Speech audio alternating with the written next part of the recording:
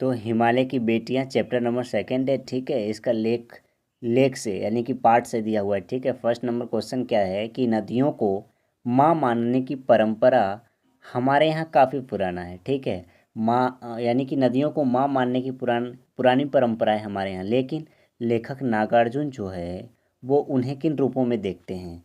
तो नदियों को माँ मानने का तो माना हो गया है, लेकिन लेखक नागार्जुन उन्हें बेटियों, प्रेयसी व बहन के रूप में भी देखते हैं।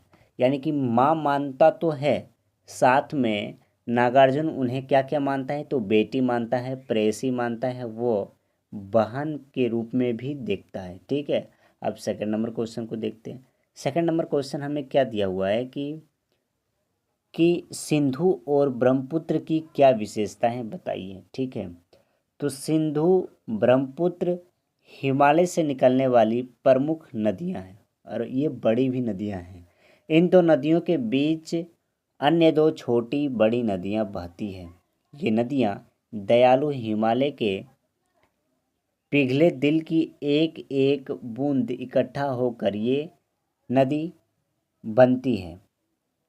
बनी है, ठीक है। ये नदियां समुद्र एवं लुभावनी लगती है। ये नदियाँ सुंदर है और लुभावनी है, यानी कि काफ़ी अच्छा है, ठीक है। अब थर्ड नंबर क्वेश्चन को देखते हैं। थर्ड नंबर क्वेश्चन हमें क्या दिया हुआ है। थर्ड नंबर क्वेश्चन में हमें दिया हुआ है कि काका कालेकार ने नदियों को लोक माता क्यों कहा है। काका कालेकार ने नदियों को लोक माता क्यों कहा है। इसलिए कहा है क्योंकि जल ही जीवन है, जल ही जीवन है।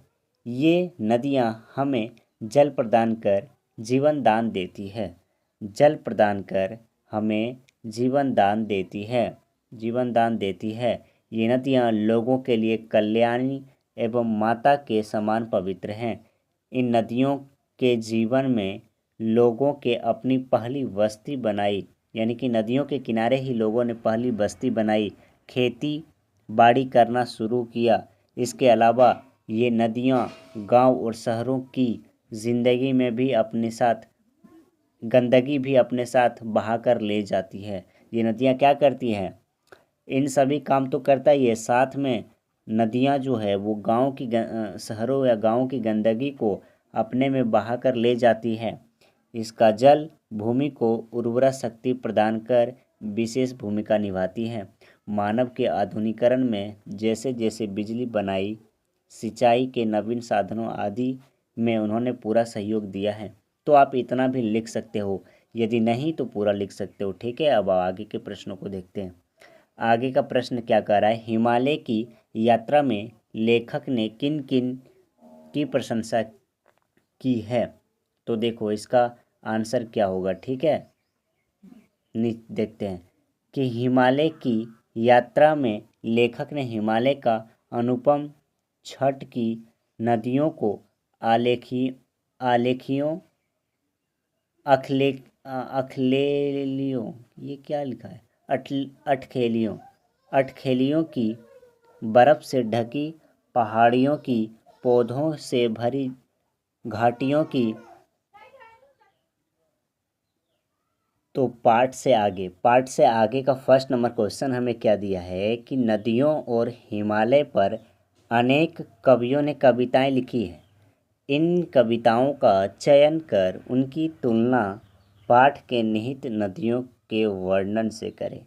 देखो कैसे आपको इसका आंसर लिखना है। सबसे पहले आप लिखोगे कि नदियाँ और हिमालय में संबंधित कुछ विशेषताएं, कुछ कविताएं, ठीक है। नीचे खड़ा हिमालय बता रहा है डरो न आंधी पानी से, खड़े रहो तुम अविचल होकर सब संकट तूफानी से, डगो न अपने प्रण से तुम सब कुछ पा सकते हो प्यारे, तुम भी ऊंचे उठ सकते हो, सब कुछ पा सकते हो प्यारे, तुम भी ऊंचे उठ सकते हो, छू सकते हो नभ के तारे, अचल रहा जो अपने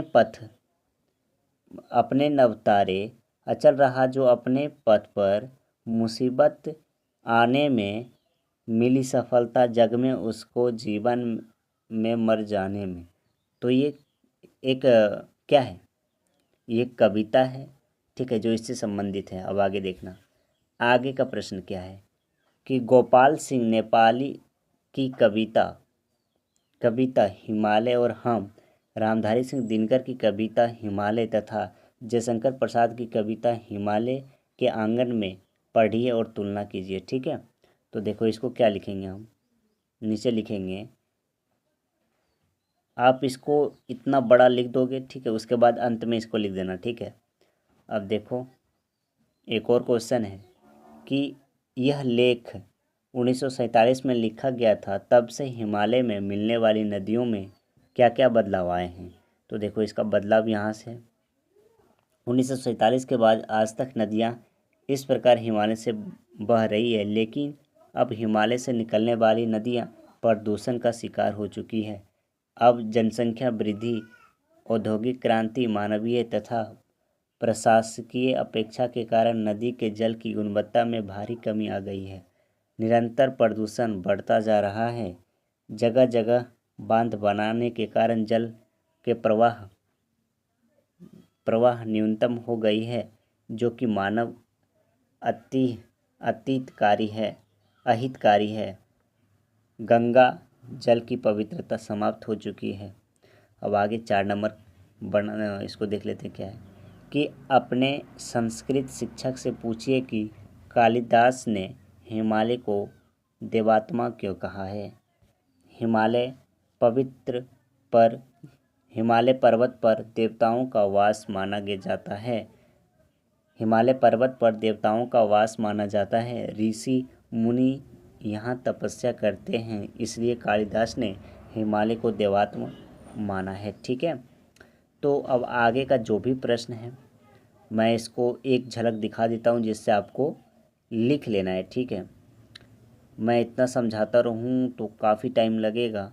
देखो ये सेकंड नंबर क्वेश्चन है, इसको आप पॉज करके वीडियो को रोक के आराम से कर सकते हो। ठीक है, मैंने सब कर दिया है।